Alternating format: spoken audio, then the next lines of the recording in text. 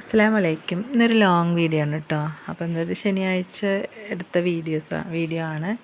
അപ്പോൾ ഇതാ റീനു രാവിലെ എണീറ്റ് ഇതാ അവൻ കൊച്ചു ടി വി കണ്ടുകൊണ്ടിരുന്നു കേട്ടോ. പിന്നെ ദോശയ്ക്ക് വന്നിട്ടുണ്ട്, ഇന്നലെ വന്നതാണ്. ആഹോ, അവനക്ക് തോക്കൊക്കെ മേടിച്ചിട്ട് വന്നിരുന്നു. അപ്പോൾ അതും കൊണ്ടൊക്കെ കളിച്ചിങ്ങനെ വെടിവെക്കാൻ പറ്റുമെന്നൊക്കെ പറഞ്ഞിട്ട് എനിക്ക് കാണിച്ചു തരാം കേട്ടോ. പിന്നെ അതിൽ വിസിലുണ്ടായിരുന്നു, അപ്പോൾ അതൊക്കെ ഊതി കാണിച്ചു തരണം അവന്. പിന്നെ അത് കഴിഞ്ഞിട്ട് പിന്നെ ഞാൻ നേരെ കിച്ചണിലേക്ക് പോയി. കിച്ചണിൽ പോയി ഇതാ കുറച്ച് തുണികളൊക്കെ തിരുമ്മാൻ കൊണ്ടുവന്നിട്ടുണ്ട്. പിന്നെ അതൊക്കെ എടുത്ത് സോപ്പ് പൊടിയിൽ കുത്തി വെച്ചിട്ടു. പിന്നെ ഇതാ ബേനുവിനെ പല്ല് തേപ്പിച്ചിട്ട് അവനക്ക് കട്ടൻ ചായ ഉണ്ട് ഇപ്പോൾ ഞാൻ കൊടുക്കുന്നത്. കഫക്കെട്ടായപ്പോൾ പിന്നെ ഞാനിതാ ഫ്രീസറിൽ നിന്ന് പാല് കട്ട് ചെയ്യിക്കണം. അപ്പോൾ ഞാനത് വെള്ളത്തിലെടുത്തിട്ട് പിന്നെ ഷേക്കൊക്കെ കൊണ്ടുവന്ന കുറച്ച് ബേക്കറി സാധനങ്ങളുണ്ടായിരുന്നു. പിന്നെ ഇതാ ഞാൻ ഇന്ന് പുട്ടാണ് ഉണ്ടാക്കുന്നത്. അപ്പോൾ ഒരു ഗ്ലാസ് പൊടിക്ക് ഒരു ഗ്ലാസ് വെള്ളം നിന്നിരിക്കുക അങ്ങനത്തെ പൊടിയായിരുന്നു. പിന്നെ അതൊരു ഗ്ലാസ് എടുത്ത് പിന്നെ ഇന്നലെ രാത്രി ഉണ്ടാക്കി ചപ്പാത്തി ബാലൻസ് ഉണ്ട്, ചിക്കൻ കറിയും ഉണ്ട് കേട്ടോ. അപ്പോൾ ഇത് അവനക്ക് ഞാൻ കട്ടൻ ചായയും കൊടുത്ത് ഞാൻ ചായയും വെച്ചിട്ട് ഞങ്ങൾ റിസ്ക് കഴിച്ചിട്ടോ.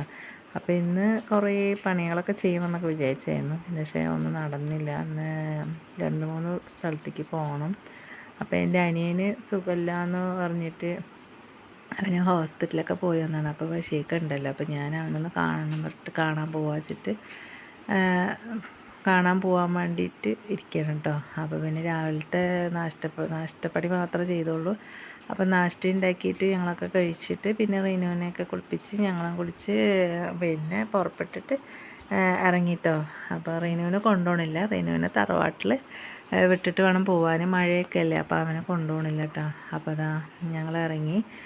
അപ്പോൾ തറവാട്ടിൽ കൊണ്ടുപോയിട്ട് അവിടെ വല്യമ്മ ഉണ്ട്, അപ്പോൾ അവിടെ ആക്കിയിട്ട് ഞങ്ങൾ പോയിട്ടോ. പിന്നെ നല്ല വെയിലുമില്ല മഴയുമില്ല, അങ്ങനത്തെ ഒരു ക്ലൈമറ്റായിരുന്നു. പിന്നെ അങ്ങനെ ഞങ്ങളുടെ അമ്പലപ്പാറയുണ്ട് അനിയൻ്റെ വീട്. അപ്പോൾ അവിടെ എത്തി. ഇതാണ് അവരുടെ വീട്. ഒരു ഫ്ലാറ്റിലാണ് താമസിക്കുന്നത്, റെൻറ്റിനാണ് താമസിക്കുന്നത്.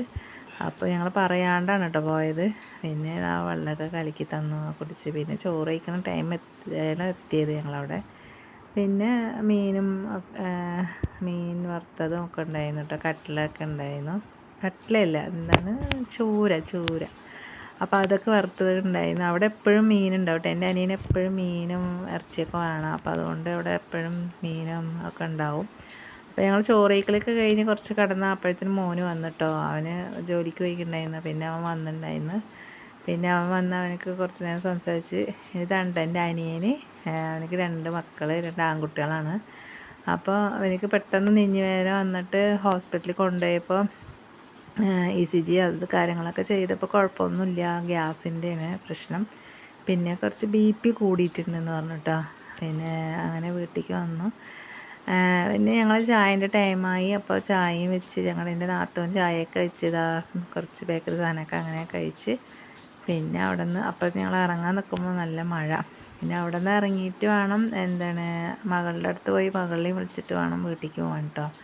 പിന്നെ ഇതാ മകളുടെ വീടെത്തി. പാലക്കാടാണ് മകളിനെ കൊടുത്തിരിക്കുന്നത്. പിന്നെ അവിടെ എത്തിയത് ഞങ്ങളുടെ റൂബിനെ ഞങ്ങൾ തിരിച്ച് വീട്ടിലേക്ക് കൊണ്ടുപോവാണ്.